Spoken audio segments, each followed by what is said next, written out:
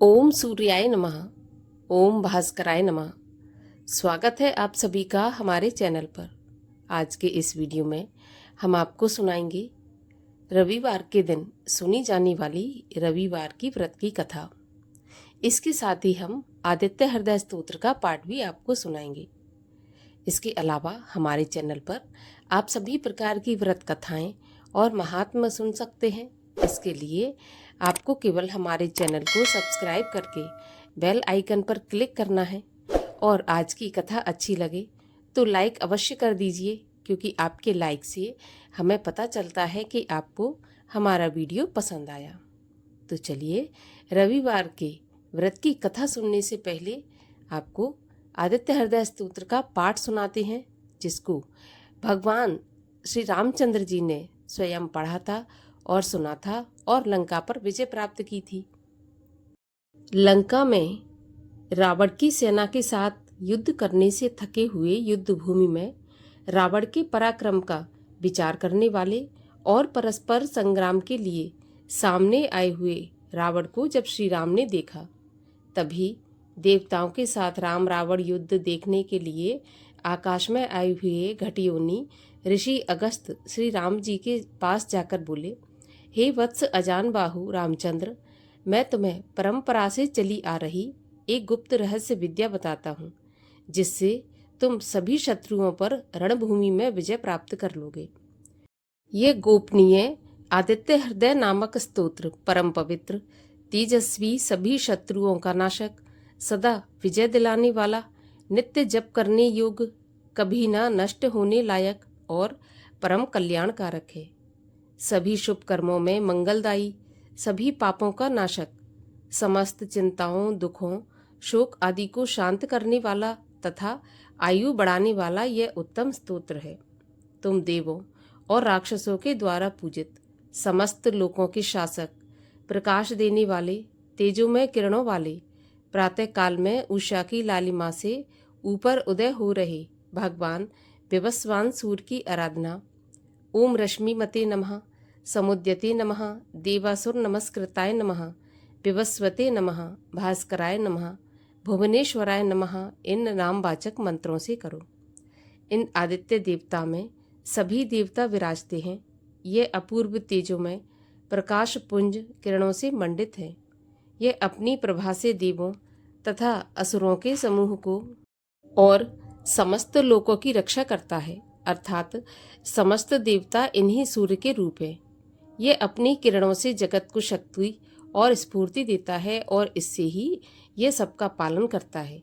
यही सूर्य समस्त लोकों का सृजन करने के कारण और वृहत आकार प्रकार के कारण ब्रह्मा अपनी तेजो राशि से शीत तथा अंधेरे को नष्ट कर सभी वनस्पतियों का पोषक होने से समस्त प्राणी जगत का पालक रक्षक होकर सर्वत्र फैला हुआ विष्णुदेव, सबका कल्याण कारक होने तथा संहारक होने से शिवरूप, सभी प्राणियों को ऊर्जा स्फूर्ति देने के कारण और दैत्यों का नाश कर पृथ्वी का भार उतारने के कारण स्कंद अर्थात स्वामी कार्तिकेय, समस्त प्रजा का पालक रक्षक होने से ऋषि प्रजापति, इंद्रादि देवों से वंदित होने से इंद्र से भी महान, सबको स्वास्थ्य और आयु रूपी धन देने के कारण धनत कुबेर, सबका समय पर संहार करने वाले देव के रूप में प्रसिद्ध होने के कारण काल रूप और मृत्यु का अधिष्ठाता देवता यमराज, अपनी शीतल किरणों और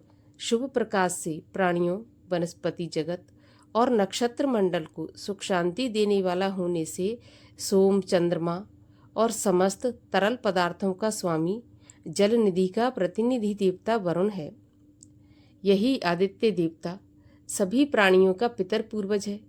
सभी तरह की समृद्धि देने के कारण 8 वसुओं के रूप में प्रसिद्ध, सिद्ध पुरुषों के द्वारा उपासना के योग्य होने से साध्य, स्वास्थ्य रक्षक देवता के रूप में दोनों अश्विनी कुमार, सर्वत्र प्रकाश रूप में प्रसरणशील प्रवाहमान होने से वह महदेव, सभी को उपासना के द्वारा मननशील बनाने वाला होने से मनु, सब जगह गमनशील प्रकाश रूप होने से वायु, अपनी गर्मी से जल शोषक और शीतनाशक होने से अग्नि रूप, सबको अपनी तेजस्विता से जन्म देने वाला होने के कारण प्रजा रूप समस्त प्राणी जगत को ऊर्जा और तेज प्रदान करने के कारण सबका प्राणदाता अपने दिन प्रतिदिन की गति से सप्ताह, पक्ष, मास आदि का सृजन करता हुआ प्रकृति में ऋतुओं का सर्जक और सर्वत्र प्रकाश देने के कारण प्रभाकर सूर्य कहलाता है।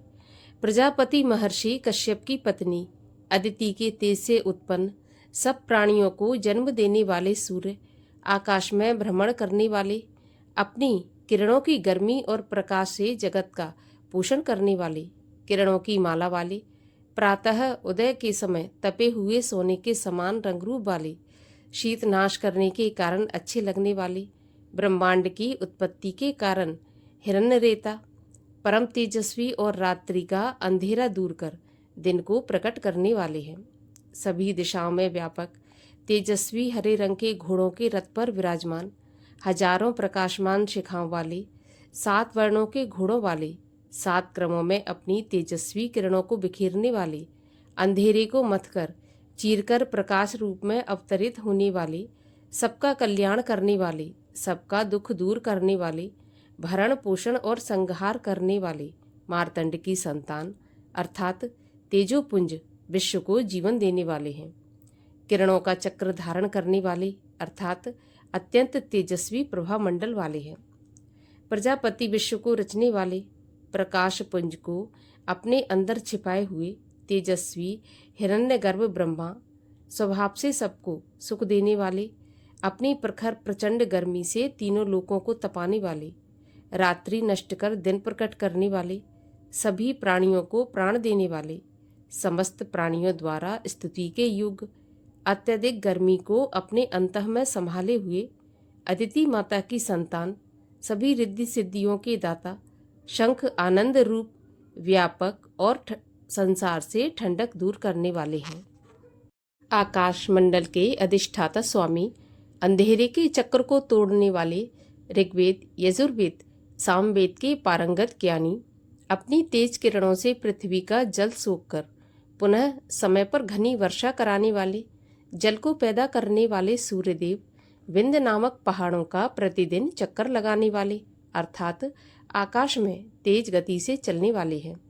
यही तेज धूप करने वाले, हमेशा चक्र के रूप में किरणों का समूह धारण कर घूमने वाला, भयंकर गर्मी से प्राणियों और वनस्पति जगत को सुखाकर नष्ट कर देने वाला होने से मृत्यु देवता के रूप में प्रसिद्ध, कम तेज प्रकाश के कारण नित्य अस्त होते समय पीले भूरे रंग वाला, सबको अत्यंत तपाकर व्यथित करने वाला, संसार को रचने वाला, त्रिकालदर्शी, सर्वरूप संसार के रूप में प्रकाश पुंज के कारण जानने योग्य, महान तेजस्वी, उदय काल में लाल रंग वाला और समस्त प्राणी जगत को जन्म देने का कारण रूप है। सभी दिखाई पड़ने वाले और न दिखाई पड़ने वाले तारामंडल और शक्तिशाली ग्रहों नक्षत्रों के स्वामी, सारे संसार को रचने वाले, अत्यंत तेजस्वी और 12 महीनों में 12 राशियों में भ्रमण कर 12 समान रूप में व्यक्त, हे आदित्य, आपको नमस्कार है। पूर्व दिशा में पहाड़ की तरह उदय होते हुए दिखने के कारण उदयाचल को, अस्त होते समय पश्चिम सुमेरु पर्वतमाला को तेजोपुंज से प्रकाशित करने वाले देव, आपको नमस्कार है। सभी तेज प्रकाश देने वाले ग्रहों, तारों के अधिपति और दिन की स्वामी, आपको नमस्कार है। हे जय स्वरूप, विजय तथा कल्याणदायक, आपको नमस्कार है। आपके दिव्य रथ में हरे रंग के घोड़े हैं, आपको बार बार नमस्कार है। हजारों किरणों से शोभायमान, आपको अनेक नमस्कार। अदिति के पुत्र होने के कारण हे आदित्य सूर्य, आपको बार बार नमस्कार है। भक्तिहीन लोगों, नास्तिकों के लिए अत्यंत भयंकर रूप वाले, शक्तिशाली, अत्यंत तेज गति वाले सारंग सूर्यदेव, आपको नमस्कार है। अपने उदय काल के कमलों को विकसित करने वाले, अत्यंत तीखी गर्म किरणों वाले प्रचंड मार्तंड देव, आपको बार बार प्रणाम है। हे देव, आप प्रजापति ब्रह्मा, सृष्टि संहार करने वाले शिव और सब जगह मौजूद विष्णु के भी स्वामी हैं। आप सूर्य हैं, ये सौर मंडल आपका ही तेज स्वरूप है। प्रकाश पुंज हैं, सबको जला देने वाली आग आपका ही रूप है। आप विश्व के संहार काल प्रलय में रौद्र रूप धारण करने वाले, आपको नमस्कार है। हे देव, आप अज्ञान रूपी अंधेरे को मिटाने वाले हैं, जड़ता और ठंडक को दूर करने वाले, और दुश्मनों काम, क्रोध, मद, मोह, लोभ और मत्सर जैसे मनुष्य के वास्तविक शत्रुओं को नष्ट करने वाले, असीमित आकार प्रकार वाले, किए गए उपकार को महत्व ना देने वाले प्राणियों को कठोर दंड देने वाले, समस्त प्रकाशक नक्षत्रों, तारों, ग्रहों के स्वामी देव स्वरूप आपको बार बार प्रणाम है। आपका तेज तपे हुए सोने के समान दीप्त है। आप अज्ञान को हरने के कारण हरि हैं, संसार को रचने के कारण विश्वकर्मा है, तम को नष्ट करने वाले प्रकाश रूप और संसार के सभी कर्मों के साक्षी आपको नमस्कार है। हे रामचंद्र, भगवान सूर्य ही सभी प्राणियों तथा तत्वों का संहार, सृष्टि और पालन तथा रक्षा करते हैं। यही अपनी प्रभा में तेज किरणों से गर्मी पहुंचाते हैं, फिर क्रमशः वर्षा कराते हैं। ये सूर्य ही सभी पदार्थों, प्राणियों में अंतर्यामी रूप में विद्यमान होकर इनके विश्राम के समय भी चैतन्य रूप में जागते रहते हैं। यही देवताओं की प्रसन्नता के लिए, स्वर्ग आदि फल की कामना के लिए किए जाने वाले यज्ञ आदि अग्निहोत्र और याचक पुरुषों को मिलने वाला पुण्य फल भी तुम ही हो। यज्ञों में भाग ग्रहण करने वाले सभी देवगण, यज्ञों के पुण्य रूप भी ये सूर्यदेव ही हैं, क्योंकि समस्त लोकों में जितने भी कर्म हैं उनको फल तक परिणित कहने और पहुँचाने में ये पूरी तरह समर्थ है। हे रघुनंदन, इस आदित्य हृदय को मुसीबतों में, कठिन समय में, दुसाध्य रास्तों में और किसी भी भयंकर संकट के समय जो कोई जपता है वह दुख में नहीं पड़ता। इसीलिए तुम मन लगाकर इन देवताओं के स्वामी, संसार के ईश्वर सूर्यदेव की आराधना करो। इस आदित्य हृदय स्तोत्र का 3 बार अर्थ सहित भावना करके पाठ करो, जप करो। इससे तुम्हें युद्ध में विजय प्राप्त होगी। हे महाशक्तिशाली, तुम जप करके इसी क्षण रावण का वध करने में समर्थ हो सकोगे। ऐसा कहकर जिस तरह मुनि अगस्त आए थे उसी तरह चले गए। यह सुनकर परम तेजस्वी श्री रघुनंदन राम का शोक दूर हो गया। उन्होंने हर्षित होकर आदित्य हृदय स्तोत्र को शुद्ध मन से धारण किया। सूर्यदेव का स्मरण और दर्शन करते हुए इस स्तोत्र का एकाग्र शुद्धि चित्त से 3 बार जल का आचमन लेकर जप किया। इससे उन्हें बहुत प्रसन्नता हुई। उसके बाद पराक्रमी श्री राम ने धनुष हाथ में लेकर रावण की ओर देखा और बड़े उत्साह से युद्ध में विजय प्राप्त करने के लिए वे आगे बढ़े तथा पक्के मन के साथ रावण के वध का निश्चय किया। उस समय देवताओं के बीच खड़े हुए भगवान सूर्यदेव ने प्रसन्न होकर श्री रामचंद्र जी को देखा और राक्षसों के राजा रावण की मृत्यु निकट समझकर हर्ष प्रकट करते हुए कहा, हे रघुनंदन, अब इसके वध के लिए शीघ्रता करो। और आइए अब सुनते हैं रविवार के व्रत की कथा। एक बुढ़िया थी। उसका नियम था कि प्रत्येक रविवार को सुबह स्नान आदि से निवृत्त होकर घर को गोबर से लीपकर फिर भोजन तैयार करके भगवान को भोग लगाकर स्वयं भोजन ग्रहण करती थी। भगवान की कृपा से उसका घर अनेक प्रकार के धन धान्य से परिपूर्ण था। घर में किसी प्रकार की कोई विघ्न या कोई दुख नहीं था। सभी प्रकार से घर में आनंद रहता था। इस तरह से कुछ दिन बीत जाने पर उसकी एक पड़ोसन, जिसकी गाय का वह गोबर बुढ़िया लेकर आया करती थी और लीपा करती थी, वह विचार करने लगी कि यह वृद्धा सदा मेरी गाय का गोबर ले जाती है, इसीलिए अपनी गाय को वो घर के भीतर बांधने लग गई। अब बुढ़िया को गोबर न मिलने से रविवार के दिन अपने घर को वो लीप नहीं सकी, इसीलिए उसने न तो भोजन बनाया, न भगवान को भोग लगाया तथा स्वयं भी उसने भोजन नहीं किया। इस प्रकार उसने निराहार व्रत किया। अब रात्रि हो गई और वह भूखी ही सो गई। तो रात्रि में भगवान ने उसे स्वप्न दिया और भोजन न बनाने तथा भोग न लगाने का कारण पूछा। तो वृद्धा ने गोबर न मिलने का कारण सुनाया। तब भगवान ने कहा कि माता, हम तुमको एक ऐसी गाय देते हैं जो सभी इच्छाएं पूर्ण करती है, क्योंकि तुम हमेशा रविवार को गाय के गोबर से घर लीपकर भोजन बनाकर मेरा भोग लगाकर स्वयं भोजन ग्रहण करती हो। इससे मैं बहुत प्रसन्न हूँ। मैं निर्धन को धन, बांझ स्त्रियों को पुत्र देकर उनके दुखों को दूर करता हूँ और अंत समय में मोक्ष प्रदान करता हूँ। सपने में ऐसा वरदान देकर भगवान अंतर्ध्यान हो गए। प्रातःकाल जब वृद्धा की आंख खुली तो वह देखती है कि आंगन में एक अति सुंदर गाय और बछड़ा बंधे हुए हैं। यह गाय और बछड़े को देखकर बहुत प्रसन्न हुई और उसको घर के बाहर बांध दिया और वहीं पर खाने को चारा और पानी दे दिया। जब उसकी पड़ोसन बुढ़िया ने घर के बाहर एक अति सुंदर गाय और बछड़े को बंधा देखा तो द्वेष के कारण उसका हृदय जल उठा और उसने देखा कि गाय ने तो सोने का गोबर दिया है। तो वह उस गाय का गोबर ले गई और अपनी गाय का गोबर उसकी जगह पर रख गई। अब वह प्रतिदिन ऐसा ही करती और सीधी सादी बुढ़िया इसको कोई खबर ही नहीं थी।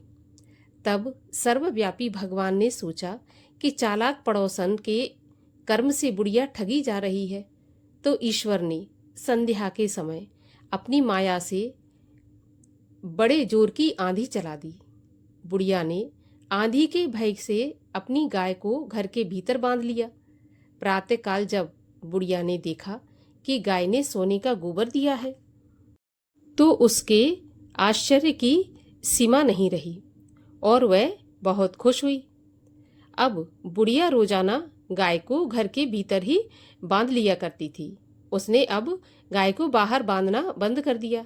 उधर पड़ोसन ने देखा कि बुढ़िया गाय को घर के भीतर बांधने लगी और उसका सोने का गोबर उठाने का दाव नहीं चलता, तो वह ईर्ष्या और डाह से जल उठी और कुछ उपाय न देख पड़ोसन ने उस देश के राजा की सभा में जाकर कहा कि महाराज, मेरे पड़ोस में एक बुढ़िया के पास ऐसी गाय है जो रोजाना सोने का गोबर देती है। आप उस सोने से प्रजा का पालन करिए। वह वृद्धा भला इतने सोने का क्या करेगी। राजा ने यह बात सुनकर अपने दूतों को वृद्धा के घर से गऊ लाने की आज्ञा दे दी। अब वृद्धा प्रातः ईश्वर का भोग लगा भोजन ग्रहण करने ही जा रही थी कि राजा के कर्मचारी गाय खोलकर ले गए। बुढ़िया काफी रोई चिल्लाई, किंतु कर्मचारियों के समक्ष कोई क्या कहता। उस दिन वृद्धा गाय के वियोग में भोजन नहीं खा सकी और रात भर रो रो कर ईश्वर को गाय को पुनः पाने के लिए प्रार्थना करने लगी। उधर राजा गाय को देखकर बहुत प्रसन्न हुआ, लेकिन सुबह जैसे ही वह उठा तो देखता है कि सारा महल गोबर से भर गया है। राजा यह देखकर घबरा गया। तो भगवान ने रात्रि में राजा को सपने में कहा कि हे राजा, गाय वृद्धा को लौटाने में ही तेरा भला है। उसके रविवार के व्रत से प्रसन्न होकर मैंने उसे गाय दी थी। प्रातः होते ही राजा ने बुढ़िया को बुलाकर बहुत से धन के साथ साथ सम्मान सहित गाय बछड़ा लौटा दिया। उसकी पड़ोसन को बुलाकर उचित दंड दिया। इतना करने के बाद ही राजा के महल से गंदगी दूर हो गई। उसी दिन से राजा ने नगरवासियों को आदेश दिया कि राज्य की समृद्धि तथा अपनी समस्त मनोकामनाओं की पूर्ति के लिए रविवार का व्रत रखा करो। व्रत करने से नगर के लोग सुखी जीवन व्यतीत करने लगे। कोई भी बीमारी तथा प्रकृति का प्रकोप उन पर नहीं होता था और सारी प्रजा सुख के साथ रहने लगी। बोलिए सूर्यदेव भगवान की जय।